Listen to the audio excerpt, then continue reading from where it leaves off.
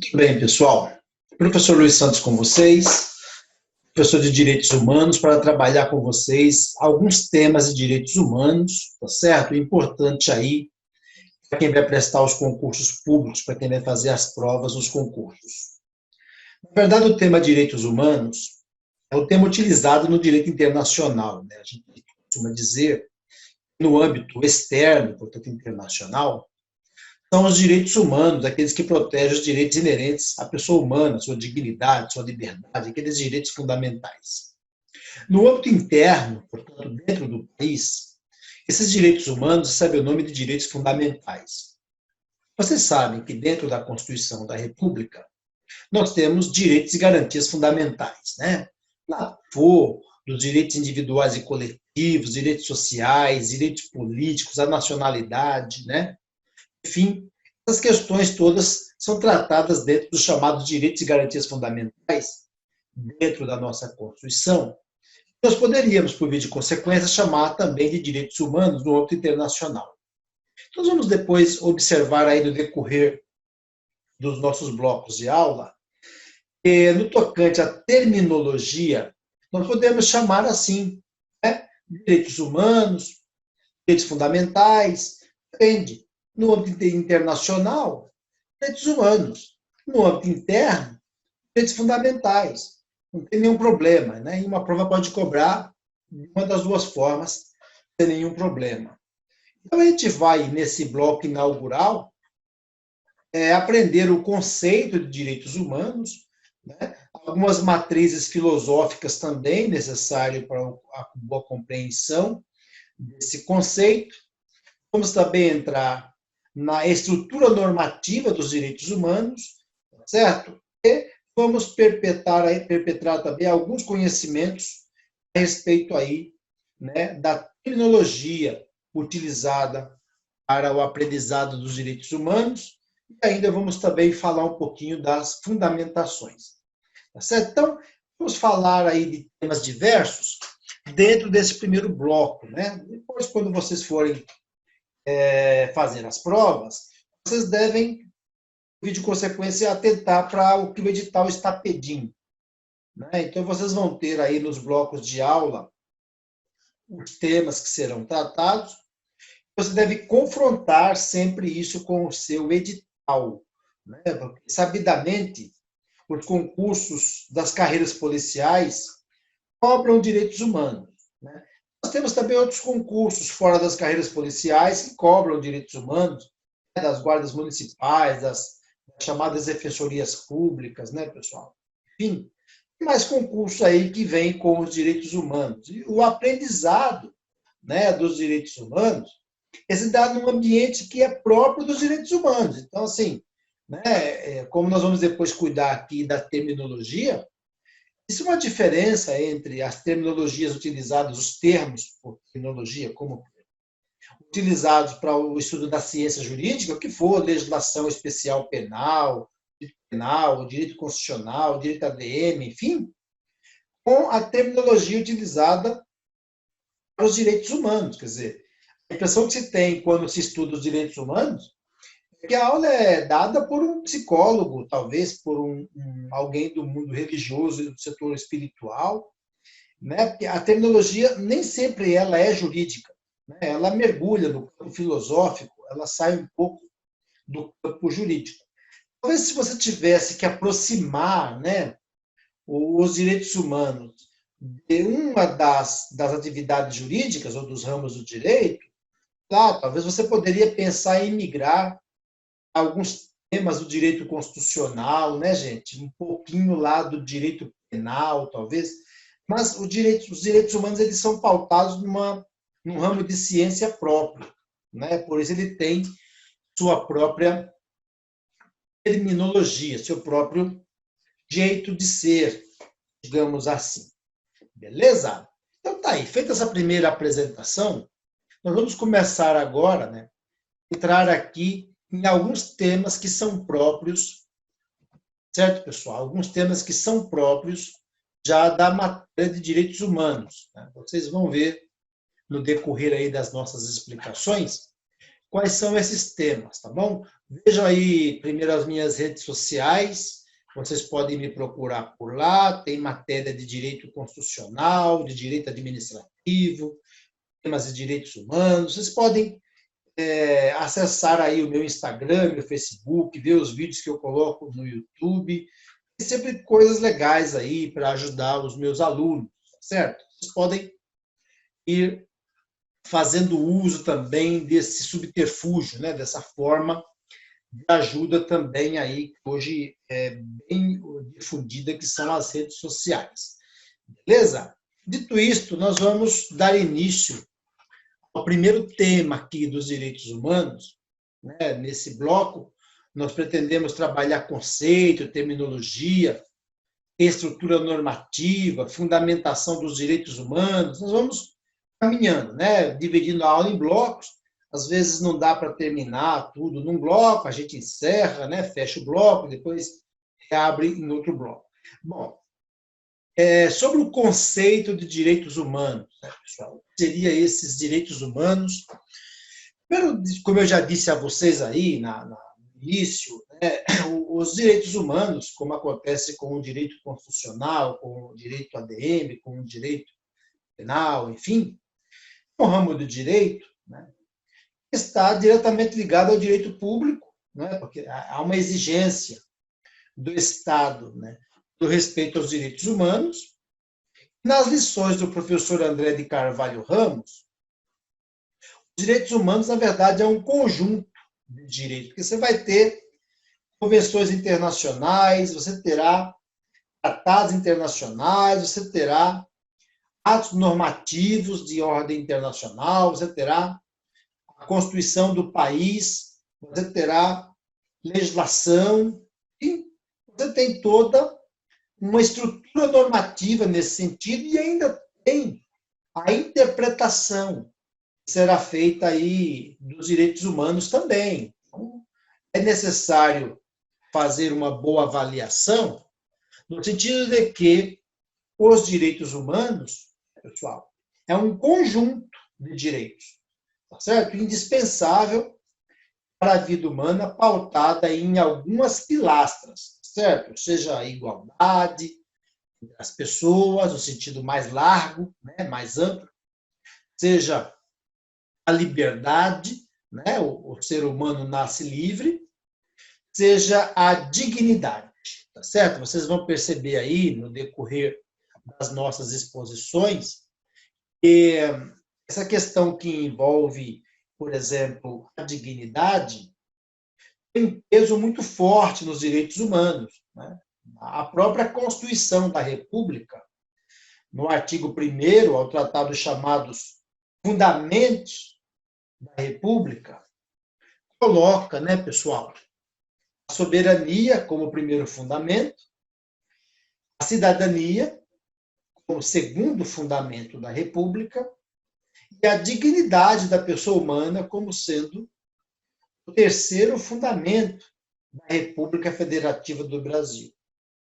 Então, se existe aí, né, a dignidade como sendo um dos núcleos dos direitos humanos, e a nossa Constituição colocou isso, né, como sendo importante no rol dos fundamentos, nós devemos, portanto, aí compreender que a dignidade e os direitos humanos têm essa íntima relação e é tratada no direito interno, na Constituição da República Federativa do Brasil.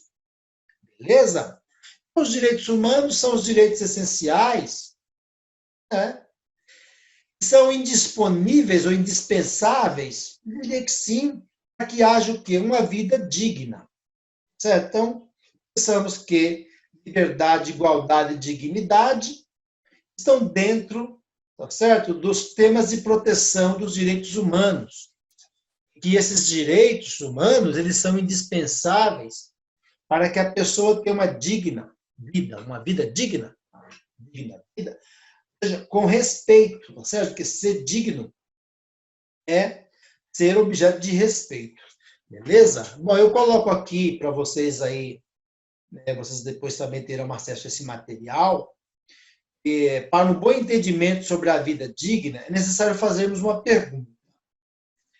O que é dignidade, né, pessoal? O que seria a dignidade? Então, nós não vamos poder responder aqui o que é a dignidade com palavras soltas. Vamos pegar um crivo filosófico aí de alguém que tem, né, digamos assim, dignidade para dizer o que é isso, né?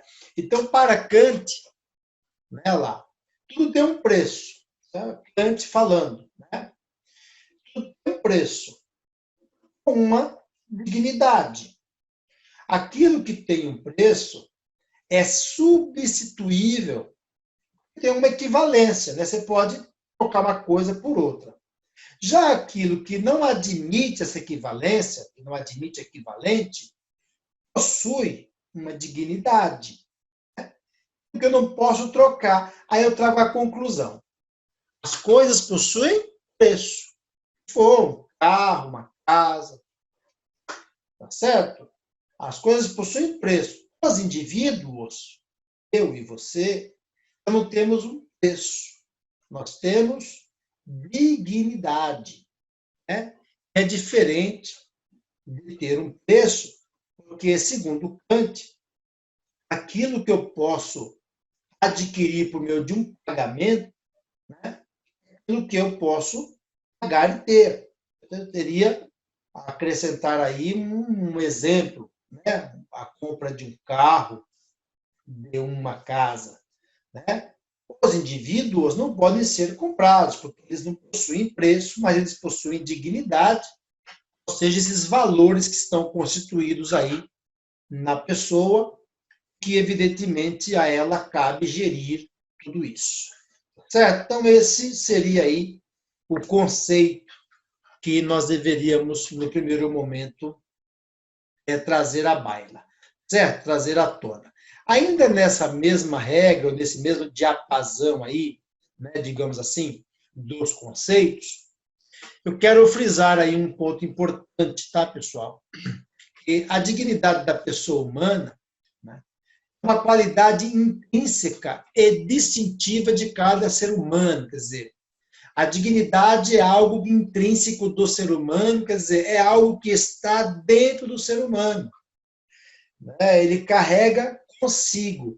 Numa explicação mais simplória, seria essa dignidade a construção da sua própria identidade. Entende? Por meio da educação que a pessoa recebe dos pais, dos tios, dos avós, do líder religioso, de quem educou a pessoa, deu a ela as diretrizes, tá certo? Os princípios com os quais ela deve utilizar no dia a dia, né, para se relacionar, enfim. Essa dignidade humana é uma qualidade que é própria do ser humano. Isso será diferente. Cada pessoa será de um jeito. Protege contra todo tratamento degradante, discriminação odiosa, né? Assegura condições materiais para que ele possa sobreviver. Tudo isso está ligado à dignidade humana. Nesse sentido, não se deve levar em consideração qualquer outra condição referente à nacionalidade, opção política, orientação sexual. Quer dizer, você não pode discriminar a pessoa em detrimento da nacionalidade dela. Não pode discriminar ou levar em consideração a opção política da pessoa, né? A orientação sexual dela, o credo religioso também, quer dizer, essas questões todas, elas não podem influenciar para qualquer tipo de repúdio, repulsa, tá certo? Discriminação odiosa, de violar os direitos humanos, afrontando aí a dignidade humana. Muito bem. Na nossa Constituição Federal, nós temos, pessoal, inúmeras situações em que a dignidade humana ela é protegida. Às vezes se usa a dignidade da pessoa humana, às vezes se utiliza a dignidade humana, mas, enfim, há uma proteção também no rol dos direitos fundamentais ou dos princípios fundamentais, ou mesmo fora desse âmbito, né? Porque vocês vão perceber no estudo mais aprofundado dos direitos humanos, a Constituição brasileira ela não trata de direitos fundamentais apenas em um setor, ela tem toda uma abrangência, certo? Muito bem. Estou chamando a atenção de vocês aqui para uma parte que eu julgo também importante, né? Nós já falamos aqui de Kant, não é? Quando estávamos falando sobre a dignidade, e hoje nós vamos também fazer a citação de um outro filósofo aí, que é o Norberto Bobbio. Eu estou colocando aqui, nesse preste atenção, né? Quero de fato que vocês se dediquem a esse aprendizado, porque existe uma ideia de que os direitos humanos poderão ser relativizados, certo? Que eles poderão sofrer algum tipo de limitação. E numa questão de prova sobre isso não deve ser negado, tá, pessoal? É de fato possível a relativização ou a limitabilidade dos direitos humanos, né? Isso não é proibido, segundo a melhor doutrina, né? Não estou falando aqui de retirar os direitos humanos ou de frustrar os direitos humanos, mas de colocar alguns limites ou também de relativizar. Agora, essa ideia de relativizar ou de limitar os direitos humanos deve ocorrer, pessoal, para adequar esses direitos humanos a outros valores que também pertencem à ordem jurídica. Porque o que acontece? Nós vamos avançar nos estudos e perceber, no tocante à estrutura normativa dos direitos humanos, nós temos regras de direitos humanos e princípios de direitos humanos. Mas tanto essas regras como esses princípios, eles estão inseridos no próprio ordenamento jurídico, né? De modo, inclusive, a se tornarem exigíveis, né? Quando você imagina que esses direitos humanos, né, eles devem estar adequados ou em simetria ou em harmonia com outros valores que a ordem jurídica contempla, isso significa dizer que é possível, sim, que nós tenhamos uma limitação, ou mesmo, né, em alguns casos, uma relativização, né, desses direitos. Agora, o Norberto Bobbio, ele diz que existem dois direitos humanos que são absolutos. Nós temos tantos direitos humanos, né, pessoal? Tratados internacionais tratam de alguns, as convenções, né, a própria Constituição do Direito Interno. Mas o professor Bobbio diz que existem dois direitos humanos que são absolutos. Então, vocês devem entender que esses direitos humanos, por serem absolutos, eles não admitem limitação e não admitem relatividade. Ou seja, não dá para politizar, relativizar, e não dá para criar, tá certo? Barreiras, portanto, para limitar. Quais são esses direitos? O primeiro que aparece aqui é a vedação à tortura. Entenda que a proibição de torturar.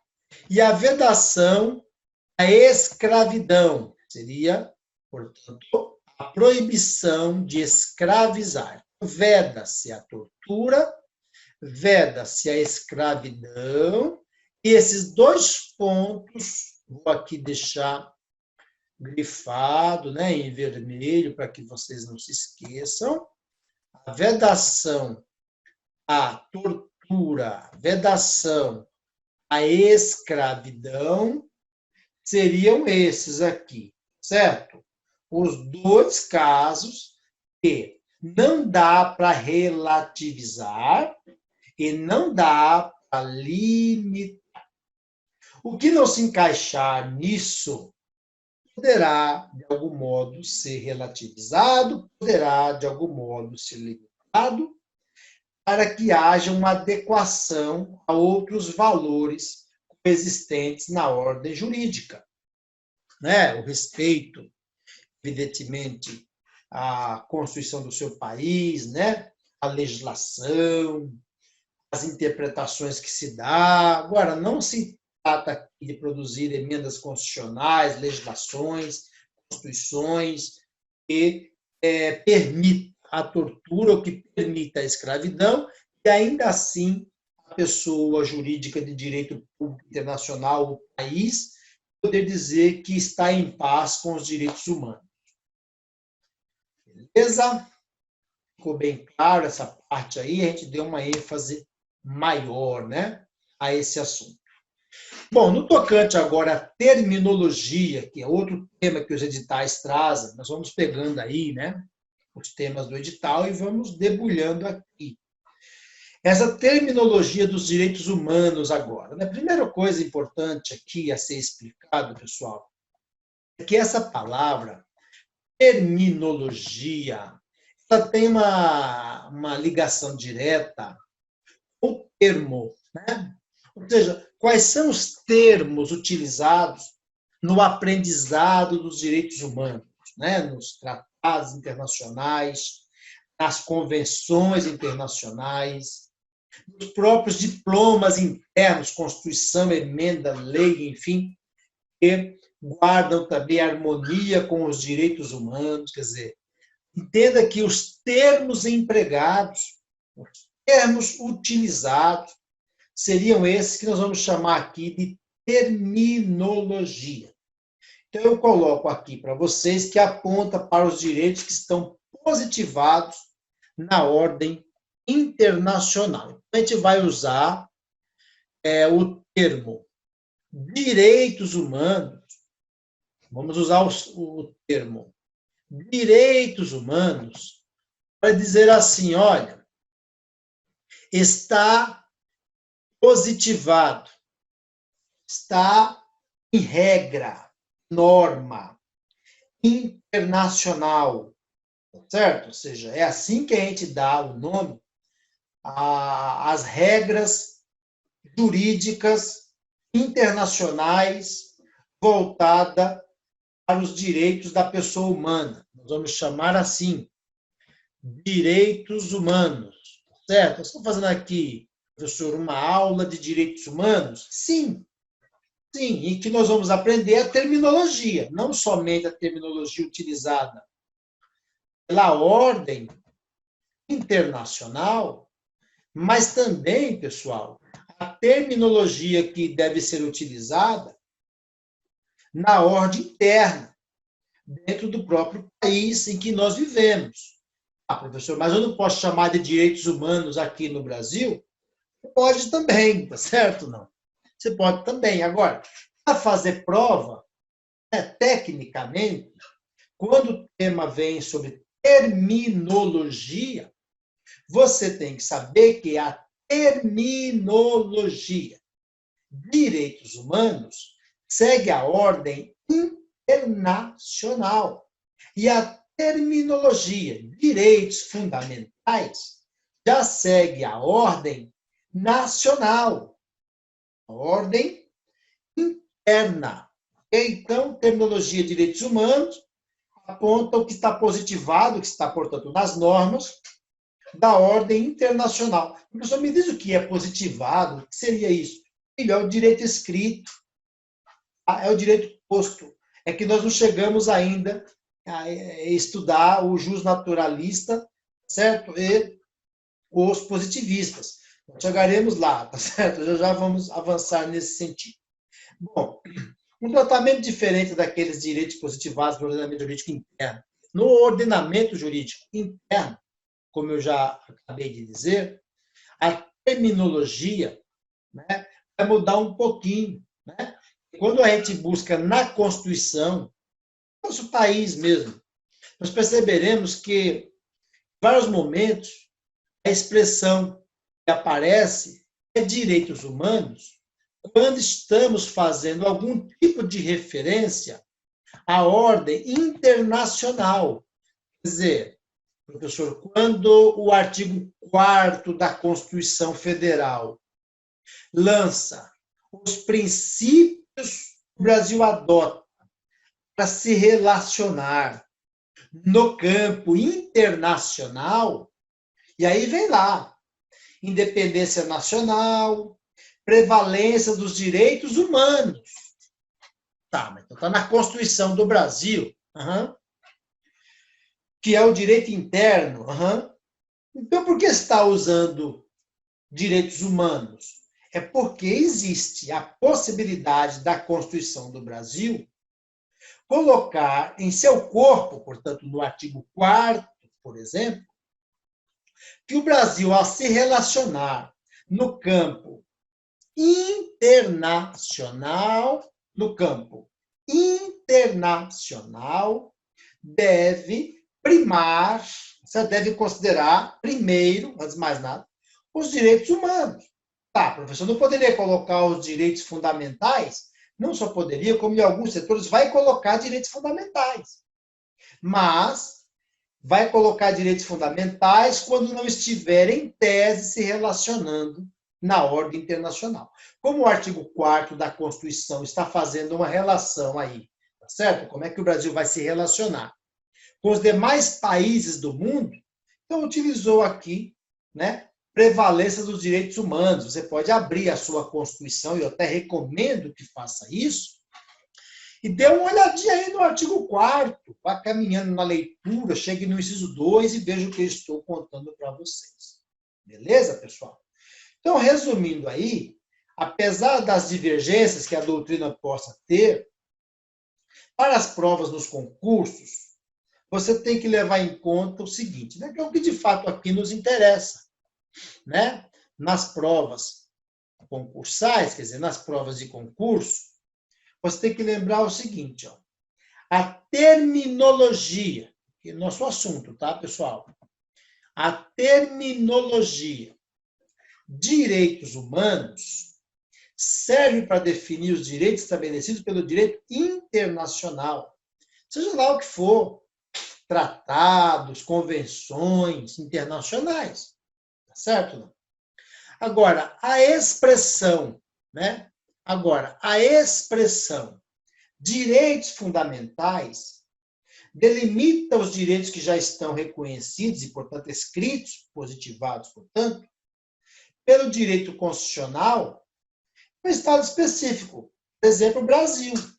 Certo? Então, a inteligência aqui, só para que fique muito claro e que não haja nenhuma dúvida, é a seguinte: direitos humanos nós vamos utilizar no direito internacional, é chamado de direito externo, e não importa onde eu estiver, né, pessoal, na Noruega, na Dinamarca, na Inglaterra, na Argentina, não importa onde eu estiver, se é fora do Brasil, eu devo fazer referência ao termo direitos humanos. Se eu estiver dentro do Brasil e, portanto, tratando da própria Constituição da República Federativa do Brasil, né, eu vou ver se está escrito, portanto, está positivado, o direito positivo, entenda, é o direito que está na norma escrita, né? O direito constitucional vai tratar no rol dos direitos fundamentais. Então, vamos compreender muito bem para que não haja erro na prova. Quando vocês estiverem lendo a Constituição Federal e encontrarem direitos fundamentais dentro da Constituição, faça a leitura de que esses direitos fundamentais são direitos humanos. Ah, professor, então, o artigo 5º da Constituição Federal, quando diz assim, todos são iguais perante a lei, sem distinção de qualquer natureza, garantindo-se aos brasileiros e aos estrangeiros residentes no país a inviolabilidade do direito à vida, à liberdade, à igualdade, à segurança e à propriedade nos seguintes termos. O artigo 5º, sabidamente, abre o rol dos direitos e garantias fundamentais. Eu devo entender aqueles direitos do artigo 5º que for a liberdade, a propriedade, a vida, a igualdade. Isso são direitos fundamentais e, portanto, são direitos humanos? Exatamente. E vocês sabem, pessoal, os direitos humanos, ou os chamados direitos fundamentais dentro da Carta Constitucional, eles não são exauridos, não acabam ali pelo artigo 5º, eles vão caminhando da Constituição afora. Tudo bem, sem nenhum problema. Agora, resumindo aí, para que ninguém erre, direitos humanos nas relações internacionais, direitos fundamentais no âmbito do direito interno, portanto, dentro da nossa Constituição Federal, nomenclatura meramente, tá? E mesmo quando a Constituição Federal vier falar sobre direitos humanos, e às vezes ela vai fazer isso, conforme nós já havíamos trago aqui essa regra, né? Acontece também na nossa Constituição, não é tão comum, mas acontece. Ela o fará quando a relação for de direito internacional, como é o exemplo do artigo 4º que eu expliquei para vocês aí. Beleza, pessoal? Tranquilo? Muito bem. Eu quero conversar também agora a respeito do que nós chamamos de estrutura normativa dos direitos humanos. Estrutura normativa dos direitos humanos, né, vai se ater, ou vai cuidar, né, em especial, das normas de direitos humanos que existem no Brasil. Nós estamos aqui ainda no primeiro tópico, né, no primeiro bloco de aula, já vimos o conceito, a terminologia, estamos agora mergulhando, né, pessoal, na estrutura normativa dos direitos humanos. Primeiro eu quero lembrar a vocês que os direitos humanos, eles possuem algumas regras e também alguns princípios que serão, portanto, essas regras e esses princípios que irão compor a estrutura normativa dos direitos humanos. Professor, me diz melhor o que seria essa estrutura normativa. Entenda que são as normas que vão, evidentemente, exercer alguma regência sobre os direitos humanos. Então, pessoal, das duas, uma. Ou os direitos humanos vão se apoiar numa regra, for, né, uma regra internacional, ou uma regra nacional mesmo, né, interna. Regra, entenda que uma regra é algo mais de natureza objetiva, né, de pouca ponderação, de natureza abstrata muito baixa. Ou os direitos humanos vai se apoiar em princípios, vai apoiar-se em princípios que têm uma natureza mais abrangente, mais abstrata, certo? Vem a otimizar a aplicação das regras, né? Porque quando você fala assim, olha, são dois tópicos apenas, regras e princípios, né? Seria, portanto, isso que vai compor a estrutura normativa dos direitos humanos. Você vem e pensa comigo aí, já nesse comecinho da matéria, e diz assim, professor, nossa, eu imaginava que os direitos humanos era algo muito mais abrangente, né? Tinha muito mais coisa. Filho, o problema aqui é o seguinte, né? Quando você diz regras, né? Aqui nós estamos falando em quantas mil regras, né? Quando você está falando aqui de princípio, o princípio é algo que tem uma abrangência gigante, né? Então, assim, estrutura normativa são regras e princípios. Tranquilo? Tranquilo, pessoal? Ou seja, a estrutura normativa dos direitos humanos ela é aberta. Ou seja, você tem regras e vai saber aqui agora quantas regras são. São muitas. Ou você tem princípios, também são muitos e tem muita abrangência. Né? Quando você diz, por exemplo, assim, ó, o princípio da dignidade da pessoa humana deve ser respeitado nos direitos humanos. O princípio da igualdade deve ser respeitado nos direitos humanos. O princípio da liberdade deve ser respeitado nos direitos humanos. Quer dizer, vocês imaginem a partir desses princípios quantas coisas poderão, né, ser colocadas nesse leque. Né? Então, o efeito de prova, a estrutura normativa é composta de regras e também de princípios. Então, eu coloco para vocês aqui no quadrinho que as regras são enunciados jurídicos, portanto, essas regras seria você entender que tem um caráter muito mais objetivo, porque são enunciados jurídicos tradicionais, né? Digamos assim, que compõem a regra. Quando você tem lá, por exemplo, no artigo 5º, que abre o rol dos direitos fundamentais na Constituição do Brasil, todos são iguais perante a lei, sem distinção de qualquer natureza, para garantir a brasileiro e a estrangeiro permanente que tem residência no Brasil o direito à vida, isso é uma regra. Né? Uma regra escrita, um enunciado jurídico tradicional, né? E, evidentemente, vai exigir uma situação real para ser aplicada. Quer dizer, o estrangeiro que estiver no Brasil, ele também recebe proteção, por conta de uma regra que existe, que é de proteger o direito do estrangeiro que está no Brasil. Certo ou não? É lógico que isso não é só para a Constituição, isso vale também para as leis, para as demais normas, que também são enunciados jurídicos tradicionais. Né? Você pega, por exemplo, lá o direito de propriedade. Né? E no artigo 5º você tem o que mesmo na ordem lá? Vida, liberdade, igualdade, segurança e propriedade. Eu dou aqui um exemplo para vocês. Ó. Se alguém violar o direito de propriedade de outrem, isso é um fato.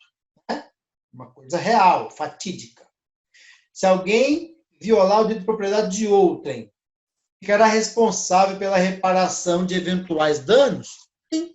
Esse ato de reparar o eventual dano causado é ou não é a consequência jurídica?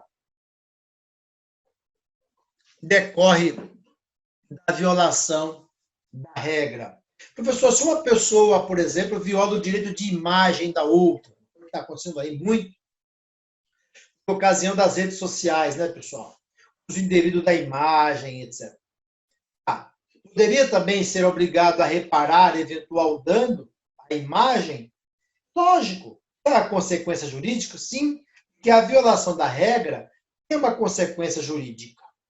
Agora, veja o que são os princípios. Estão colocados aí um pouquinho mais abaixo. Olha lá, os princípios devem ser compreendidos como uma espécie de guia para que haja interpretação da norma, né, pessoal? Que dê um norte ao intérprete. Né? O guia é o princípio, certo? Eles funcionam como esses mandados de otimização. Ou seja, eu, de posse do princípio, eu vou aplicar melhor a regra. De posse do princípio, vou aplicar melhor a regra. Eu tenho, evidentemente, a regra, que é esse enunciado jurídico tradicional, e no momento de interpretar essa regra, interpretar a lei, a Constituição, o tratado, o que for, eu posso fazer uso do princípio para a otimização dessa regra. Vamos pensar melhor. Imagine vocês que uma determinada lei permita a prisão de alguém antes mesmo do trânsito julgado da sentença penal condenatória. Okay? Mas quando nós vamos avaliar o princípio da presunção de inocência, sopesando esse princípio, o Supremo Tribunal Federal já decidiu, né, recentemente, em 2019, que ninguém vai iniciar o cumprimento da pena em razão de ter sido condenado em segunda instância. Ah, professor, mas se houver outra razão para prender, na preventiva, por exemplo, tudo bem, vai ser preso preventivamente, mas não será preso em decorrência de ter sido condenado em segunda instância, porque o princípio da presunção de inocência otimizou, né, digamos assim, melhorou a aplicação da lei processual penal nesse caso. Entende? Ah, tá bom. Eu tenho lá a lei do bafômetro, professor. Ok. a lei do bafômetro. Mas vamos imaginar uma pessoa que está dirigindo lá o veículo se recuse a fazer o bafômetro, não quer fazer. As razões não vêm aqui ao caso, mas não quer fazer o bafômetro, ele não quer soprar lá no bafômetro. Pelo princípio de que ninguém é obrigado a ter que produzir provas contra si mesmo na Convenção Internacional, né, pessoal, dos direitos, a Constituição Americana dos Direitos Humanos, no artigo 8º, ninguém se obriga a ter que produzir provas contra si mesmo. Quer dizer, você tem a regra, certo? Da lei de trânsito fixando o bafômetro e você tem a regra internacional que traz um princípio de que ninguém se obriga a ter que produzir provas contra si mesmo. Então, quer dizer, a autoridade não pode obrigar a um condutor a soprar o bafômetro, certo? Isso, à luz dos direitos humanos, otimizou, melhorou aquela norma sobre o bafômetro. Agora, entenda bem uma coisa. Você está estudando direitos humanos, que tem sua própria terminologia, tá certo? Que tem sua autonomia enquanto ciência.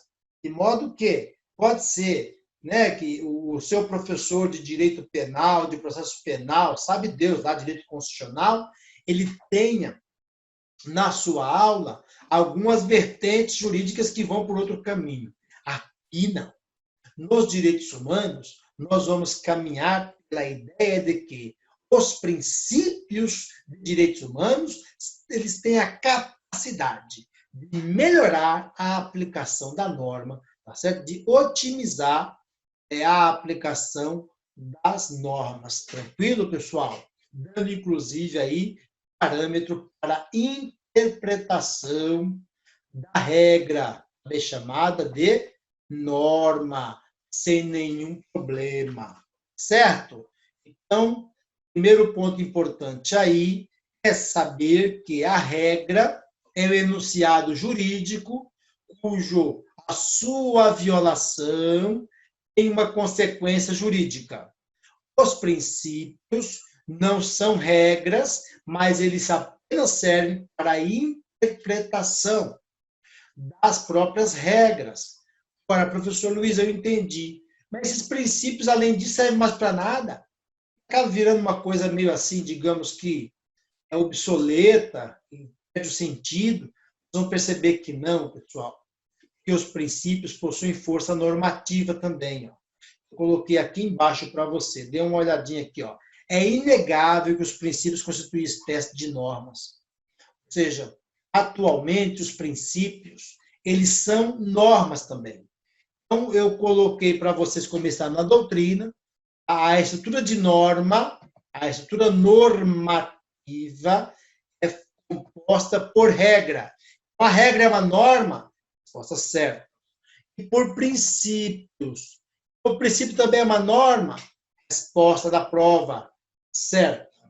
E os princípios, durante muitos anos, eles serviam tão somente para guiar a aplicação das regras. Atualmente,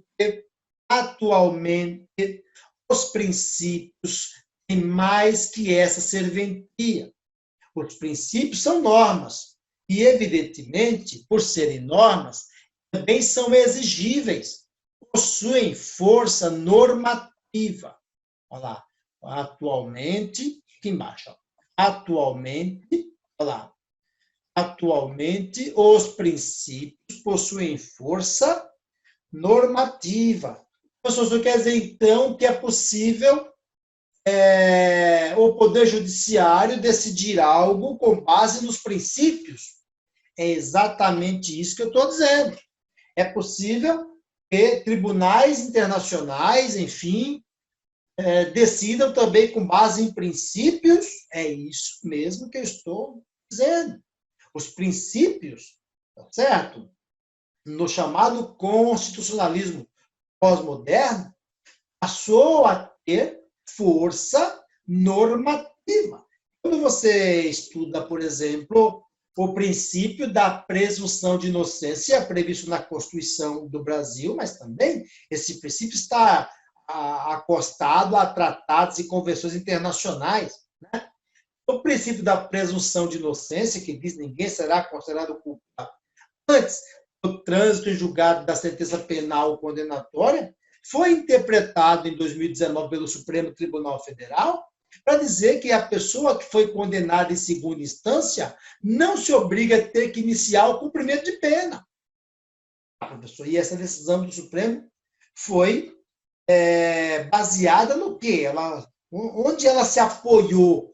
Ela se apoiou, meu filho, em um princípio, tá certo? Um princípio que está no direito interno, né, no rol dos direitos fundamentais, mas também está no direito internacional, no rol dos direitos humanos, o princípio constitucional da presunção de inocência, esses são direitos fundamentais, ou princípios internacionais de presunção de inocência. De sorte que aí vocês conseguem perceber com uma certa facilidade que é necessário a aplicação de princípios também, né, muitas vezes, para que haja uma decisão mais humana, mais justa, certo? Tudo isso aqui, né, pessoal, tratado no rol dos direitos humanos, que é a matéria que você está estudando aqui comigo, beleza? Muito bem. Vejamos aí as distinções conceituais entre as regras e também os princípios. Importante salientar, né, pessoal? Importante você saber que existe aí distinção conceitual entre regras e princípios, mas tanto um quanto ao outro, né, tanto essas regras como também, digamos assim, esses princípios, consubstancia espécie de normas. Né? Então, eu posso dizer assim, olha, esses princípios são normas, tal e qual essas regras são também normas, ou seja, compõem a estrutura normativa dos direitos humanos, tá certo? Compõem a estrutura normativa dos direitos humanos. Regras, certo? E também princípios, certo? A estrutura normativa, ela é composta, portanto, por regras e também por princípios. Estou colocando aqui, ó, estrutura normativa, DH, portanto, de direitos humanos. Fácil e tranquilo? Muito bem. Primeiro, vamos aqui fazer um apanhado sobre regras. Você não deixe de rever essa aula, de anotar tudo, que você precisa ir bem na prova. Para pegar o jeitão, né, pessoal? Os direitos humanos, evidentemente. Vamos lá. Mandados de determinação com caráter objetivo. Regra. Se vier na prova essa palavrinha aqui, esse termo, pessoal, caráter objetivo, mais que depressa você diz, é regra. É uma norma do tipo regra. Ok. Aplicação por subsunção, ou seja, intercalando a norma ao caso concreto, regra. Essa ideia aqui de aplicar por subsunção, que eu queria que vocês entendessem o que significa isso agora, né? Vamos entender direitinho. Todo mundo aqui já viu falar alguma vez que o direito penal é um direito objetivo. Sabe por quê? Não há crime sem lei anterior que o defina. Tem pena, tem prévia cominação, quer dizer, resultado legal. Esse é o conceito, né, pessoal, inicial de tipicidade. Né? De tipicidade, não é de crime, de tipicidade. Na lei, a conduta, na lei, a hipótese de pena. Perfeito. Vamos imaginar o crime de roubo. Aqui, no Código Penal Brasileiro. Crime de roubo, 157. Subtrair para si ou para outrem. Faz. Coisa alheia móvel, mediante violência. ou grave ameaça à pessoa, né? Reduzindo a capacidade de resistência da vítima, subtraindo-lhe os bens. Crime de roubo. Ok. Então, para que alguém possa responder pelo artigo 157 do Código Penal pelo crime de roubo, é necessário que haja uma subsunção entre o que diz o artigo 157 do Código Penal, que eu acabei de dizer para vocês, e o que a pessoa fez, tá certo? Se aproximou de uma vítima, apontou para ela uma arma de fogo, exigiu que ela lhe entregasse os bens, e aí, depois disso, sumiu com os bens, né? Reduziu-lhe a capacidade de resistência, né?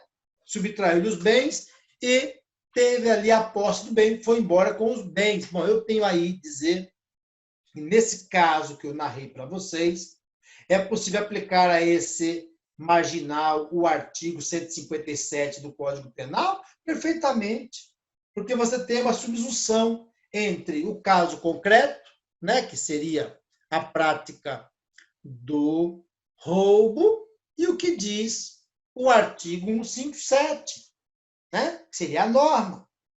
É isso. Isso é a regra. Entende? Continuando. Técnica do tudo ou nada. Filho, ou está na lei ou não está. Não tem meio termo. Quando eu estou diante de regra, é tudo ou nada. Ou está na lei ou não está. Né? Eu coloquei aí também, ó, que decorre do caráter objetivo da regra jurídica. Não tem meio termo. É tudo ou nada. Busca um fundamento nos princípios. Logo, as regras jurídicas devem respeitar os princípios. Isso por quê? Porque se não respeitar, vai ter problema? Claro que vai. Claro que vai. Nós vimos aí o Supremo Tribunal Federal decidindo, por exemplo, sobre prisão em segunda instância, sinalizando que tem muitas pessoas que poderiam estar na cadeia, há uma chance gigante de elas serem culpadas, e elas não estão porque o Supremo mandou soltar. Aplicou o quê? Um princípio. Professor, mas nós não temos o Código Penal? Sim. Nós não temos a legislação esparsa penal? De monte. Nós não temos o Código de Processo Penal? Sim, também. Só essas regras que eu acabei de citar, quando avaliadas com o princípio da presunção de inocência, tá certo? Não encontraram fundamentos para manter a pessoa condenada em segunda instância presa, quando ela ainda tem uma última instância de justiça para ofertar recurso. Então, quer dizer, as regras, elas buscam se apoiar, buscam base, buscam fundamento nos princípios. E aí, nós temos mais a letra E. Possuem reduzido grau de abstração. Então, tudo isso aqui que eu estou explicando para vocês agora, pessoal, diz respeito às regras, certo? E essas regras, elas possuem um reduzido grau de abstração. Quer dizer, a regra, ela tem que ter o quê, professor Filho? Ela tem que ter caráter objetivo. E as coisas ganham caráter objetivo quando elas são menos abstratas. Tá, professor, isso é a regra. E o princípio? Já vou falar deles. Já vou chegar neles. Muito bem, então possuem reduzido grau de abstração, certo? Tem uma natureza mais real, mais concreta, mais objetiva. A aplicação direta e imediata, ou seja, não depende de interpretação. Isso também é uma característica de uma regra. Vamos imaginar a situação real, pessoal. Código de Processo Penal Brasileiro. Sentença criminal. Professor, a sentença criminal está no CPP? Tá. A pessoa vai ser sentenciada, tal. Vamos imaginar que foi condenada. Ela pode recorrer ou não? Claro, ampla defesa e contraditório. Princípio constitucional, ligado aos direitos humanos. Perfeito. Então pode, né, professor? Pode recorrer. Agora, esse recurso, pessoal, ele tem que ser apresentado num prazo. Né? Na esfera criminal, né, procedimento ordinário, comum, o réu condenado terá o prazo de 5 dias para apresentar seu recurso de apelação. Tá, professor, e aí? Filho, e aí? Que essa é a regra, essa é a lei, e não depende depende de interpretação. É 5 dias. Tá, mas vamos interpretar. Filho, não tem interpretação. É regra. Então, as características das regras é o caráter objetivo, é a subsunção da norma ao caso concreto, é a busca da fundamentação nos princípios, para não violar os princípios, é o reduzido grau de abstração e é a aplicação direta, que não depende de interpretação. Tá, professor, mas não pode se utilizar um princípio para melhor aplicar a regra? Isso aí, sem nenhum problema. Mas também, se não se adequar nenhum princípio àquela regra, aplica a regra e acabou. É que o princípio, ele vai otimizar a regra. Né? O princípio, ele vai otimizar a regra. Vai tornar a regra, digamos assim, melhor. Né? Vai tornar a regra melhor. Aí, beleza, de boa, sem nenhum problema. Tranquilo, pessoal? Bom, nós já temos os princípios para ver. Recomendo vocês continuarem assistindo aí a aula. Nós vamos depois abrir mais um bloco para falar a respeito disso, tá certo? Esse bloco encerra aqui. Né? Nós voltaremos depois com mais assuntos dentro da estrutura normativa dos direitos humanos. Portanto, né, nós vamos aqui tentando minimamente, digamos assim, equilibrar, né? Para que haja, portanto, forma de você também se organizar aí, né? Deixando sempre que possível a aula dentro de um parâmetro que você consiga, evidentemente, se organizar. Tá certo? É isso aí, pessoal. Depois voltamos. Olá, seja muito bem-vindo, bem-vinda aqui ao Vencendo Concursos. Para você que não me conhece, meu nome é Cristiano Silva e é uma honra recebê-los aqui. Você acaba de assistir uma das aulas ou uma parte das muitas aulas que nós temos aqui no Vencendo Concursos, no curso preparatório para a Assembleia Legislativa de Minas Gerais para o cargo de técnico de apoio legislativo.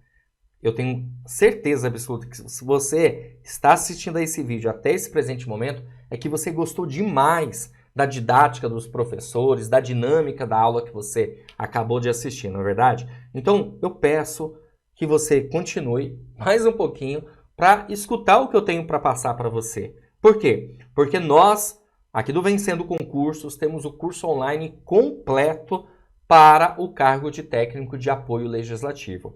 E nesse momento eu quero mostrar para você quais são as vantagens do curso preparatório. Bom, em primeiro lugar, acesso imediato. Então, no momento que você adquirir o curso preparatório, você já recebe no seu e-mail os dados de acesso, usuário e senha, né? No login e senha para acessar a plataforma. Você tem acesso ilimitado, ou seja, você poderá assistir às aulas quantas vezes você quiser. Você terá no curso Teoria e Questões Comentadas. Aliás, centenas de questões comentadas pelos nossos professores. E além disso, material em PDF para complementar os seus estudos. Mas eu vou te dar um bônus, olha só, um bônus promocional para você fazer a matrícula conosco. Nós estamos agora, nesse exato momento, formatando o caderno de questões. São questões gabaritadas de todas as matérias, milhares de questões em PDF, tá? Gabaritadas, para você baixar e treinar. Por quê? Qual que é o nosso intuito? É que você tenha tudo o que você precisa para sua aprovação dentro da nossa plataforma, certo? Beleza? Então, esses cadernos de questões estarão disponíveis, você vai conseguir baixar português, matemática, raciocínio lógico, direito constitucional, administrativo, tudo que tem aí no conteúdo programático vai estar disponível para você. Tudo bem? Beleza?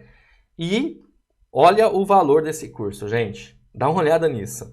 Valor de lançamento. Eu não sei até quando eu vou conseguir segurar esse valor que está aparecendo aí para você na tela, tá?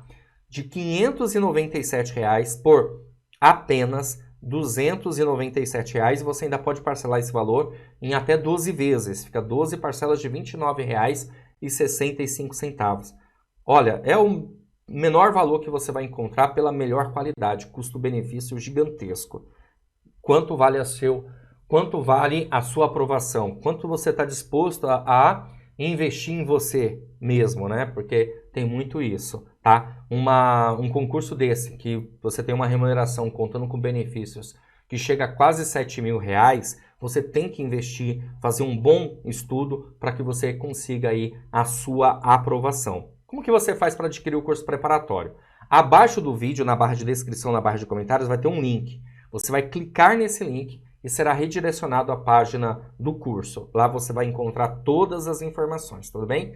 E lá no meio da página, você rolando a página, vai ter um botão amarelo. Você vai clicar nesse botão amarelo, preencher seus dados, escolher a forma de pagamento e aí começar a estudar com a gente imediatamente. Mas se você tiver alguma dúvida, você pode entrar em contato conosco pela nossa central de atendimento. Tá aí os números aparecendo para você. Pode mandar uma mensagem via WhatsApp, qualquer um desses, que vai ter alguém para te atender e repassar as informações, tá? E lá na página do curso eu também tenho um chat. Você pode entrar em contato no chat lá e sanar suas dúvidas relacionadas ao curso preparatório, tá bom? Bom, gente, é isso aí. Tá dado o recado. Espero que você faça a sua matrícula e comece a estudar com a gente aqui o quanto antes. Eu vou ficando por aqui. Um grande abraço para vocês e a gente se vê dentro da plataforma já estudando para o concurso da Assembleia Legislativa de Minas Gerais para o cargo de técnico de apoio legislativo. Valeu, grande abraço para vocês e até mais.